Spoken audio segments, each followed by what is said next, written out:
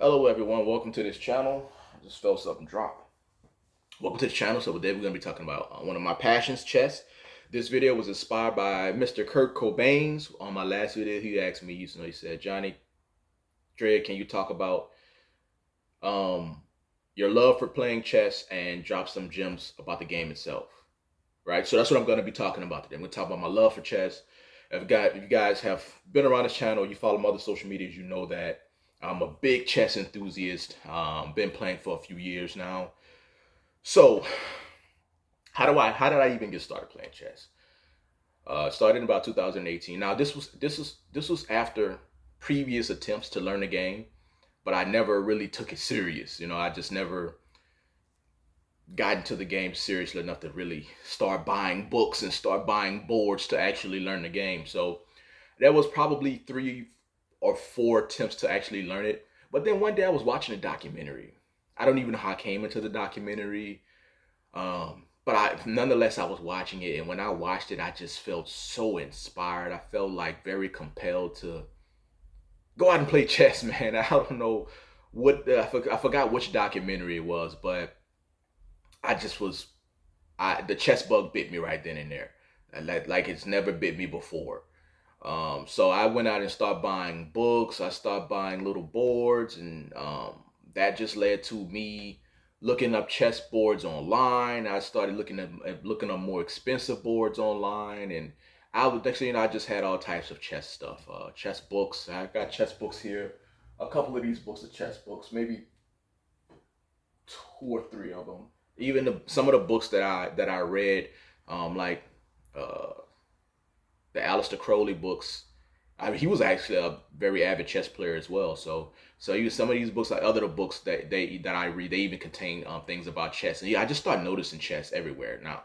So I've even visited places specifically to play chess there, like St. Louis and New York. So, but that's how I got started. I got started in 2018. The chess bug bit me, and ever since then, it's just been chess, chess, chess, chess, chess. That's been my one of my probably my biggest passion so far. Um, Chess has taught me a lot of things. I know chess has a lot of side doors. When I say chess has a lot of side doors, I mean like when you learn if you watch this video, you start looking into chess, you're gonna see that um, chess has a lot of things that involve mental illness, the mental illness of great players, um, just mental illness in general.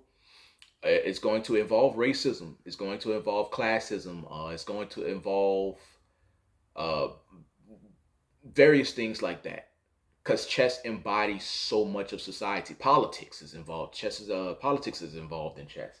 So there's gonna be so much that you're gonna learn. Sexism, all of that stuff, man.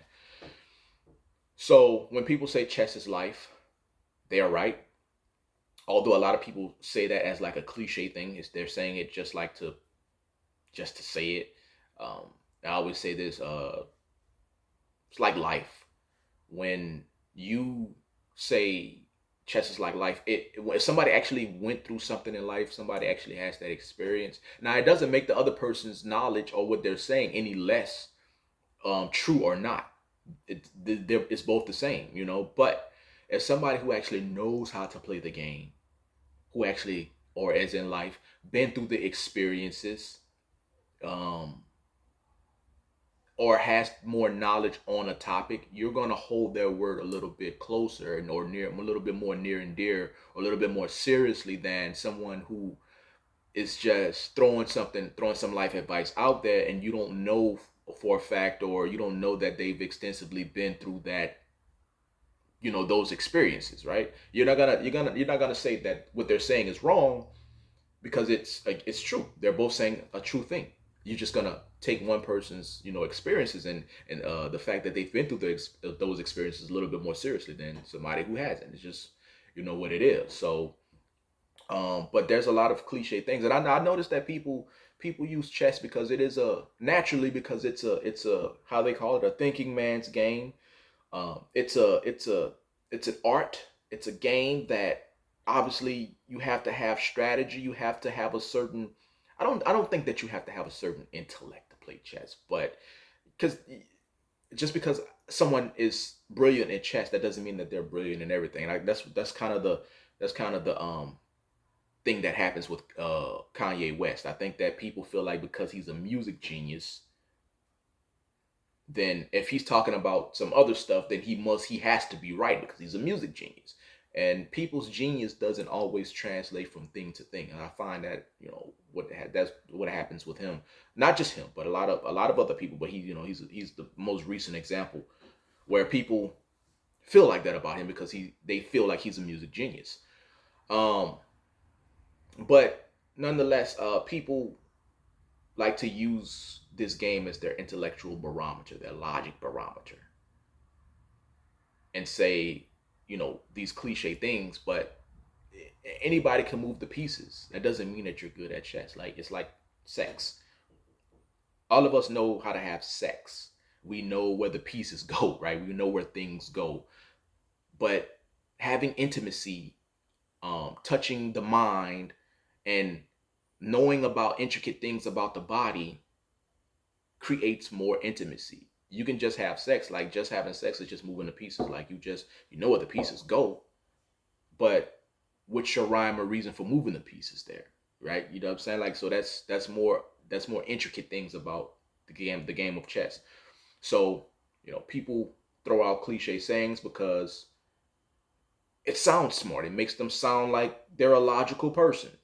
What they say, chess not checkers and stuff like that. You guys have heard all of the sayings, and people are saying these things because, especially, listen, on social media, everybody wants to come off as an intellect. If you type in the queen is the most powerful piece on the queen is the most powerful piece on the board, it's like a bunch of robots that have a plug in their back and they're saying the same thing. If you type that in on Facebook, that's so much of that is going to come up, and it's just like, man, how does all these people who are not connected to each other, there are different parts all over the world, but everybody knows to say the same thing. So, and just read the conversations that happens between those things. That happens within those posts. It's very interesting. So I've been observing it. Um, Another thing chess has taught me is patterns. Remember the patterns, just like you remember the patterns of people. Remember the patterns because the people will always change. Meaning, when I first started, I was trying to remember every opening. I was trying to remember it step by step by step by step. But sometimes I would get to step 4, but I only studied it 1, 2, 3, 4. But sometimes I would get to move 4, but we would get to it in a different way, and I didn't recognize the way. So it would throw me off, like, oh man, I gotta go study how to get to it this way. And it's like, yo, it's the same pattern. All you gotta do is recognize the pattern and what can possibly come from out of that pattern. So same thing with people. So like you may have seen a pattern in 2, 3, 4 people, and you're like, okay, well, I've seen this pattern before. Now it doesn't mean that this current person is necessarily going to, the outcome is going to be like the other two, but I at least know that I've seen this pattern before in different people. Again, the people will change, the patterns will still stay the same. You just might get to them in a different way.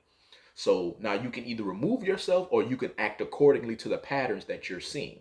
But nonetheless, you know the pattern. So that's another thing that it taught me. Remember patterns. I think that another thing is slowing my mind down. So I play a lot of games on my phone. I might play 15, 20 plus games a day. But I play 3-minute games, right? Because I'm playing on my phone. I just play these real quick games. And so I noticed that when I'm sitting down to play somebody, or I'm playing longer games on my phone, I'm moving as if I'm playing a 3-minute game. So it's like, yo, I gotta tell myself, slow down, man. Like you ain't gotta move like you're in the 3-minute game. Move, slow your mind down. Like just chill out and just make the right moves, because it's better to move correctly than to move fast. Sometimes you can do something fast. You can make a fast decision, but it might not be the correct decision. So little things like that. So when people say, or when I say chess is like life, I mean that it embodies the things that I've talked about. It embodies like mental health. It embodies what I'm just telling you about moving fast versus moving correctly.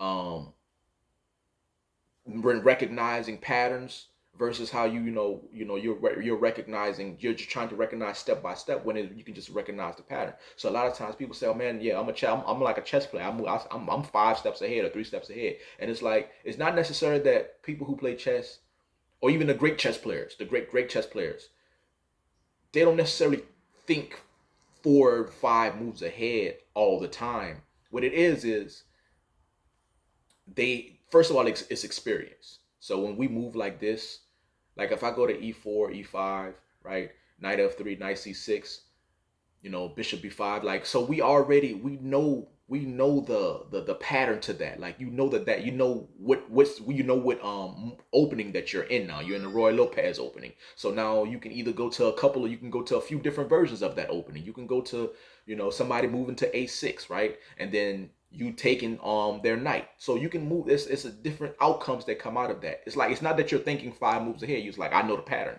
I know this pattern, so I know what we can do out of this pattern, right, out of this position. So learning things like that and just having that in my mind. And also, listen, chess taught me to be humble, man. Chess further taught me to be humble, because I'm already a humble person.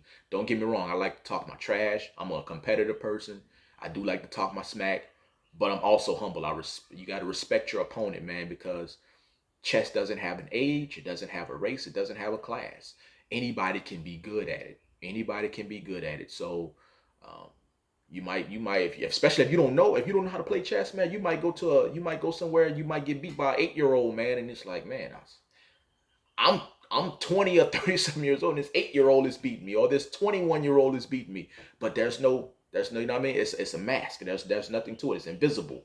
It embodies a lot of things, right? So in chess, I just say wisdom comes with age.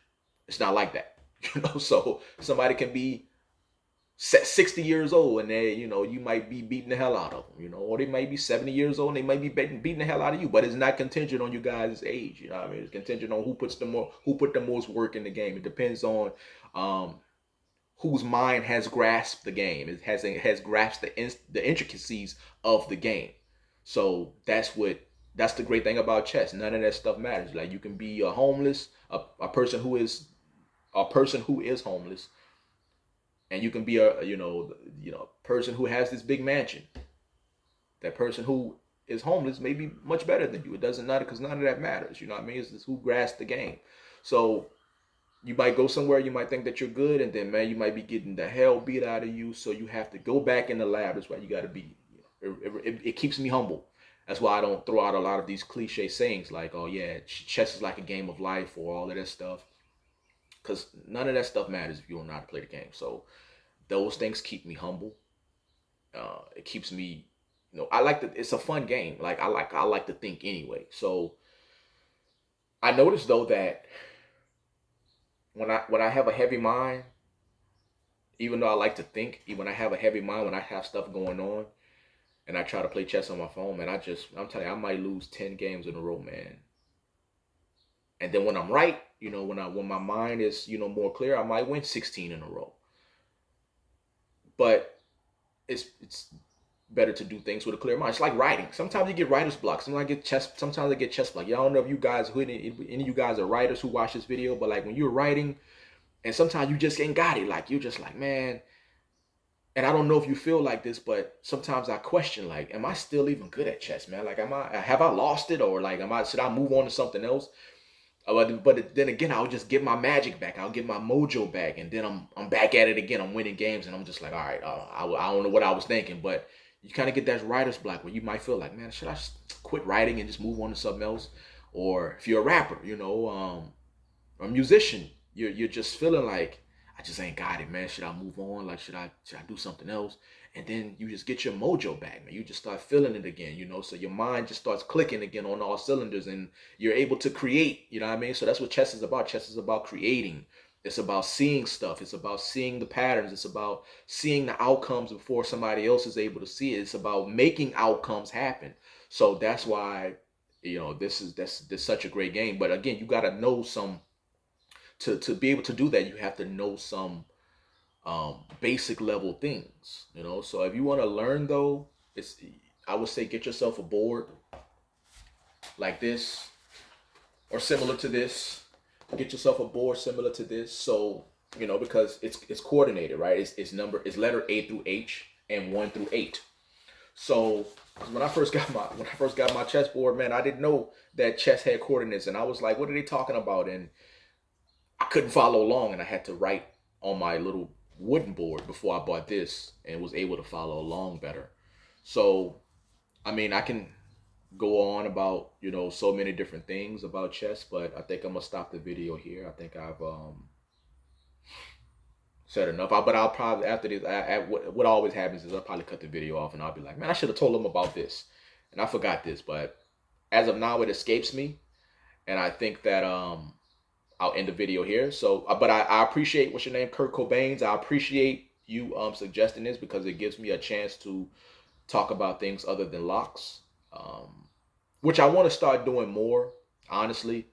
I think I've said so much about locks in so many different ways, man. But, you know, I'm not saying I'm going to not make lock videos, but that's what the channel is about. But I do appreciate when people suggest other videos, you know, where I get to, you know, more easily talk about so many other things. So if you have any other suggestions, uh, leave them in the comment section. And as usual, I appreciate you guys' viewership and watching my videos and watching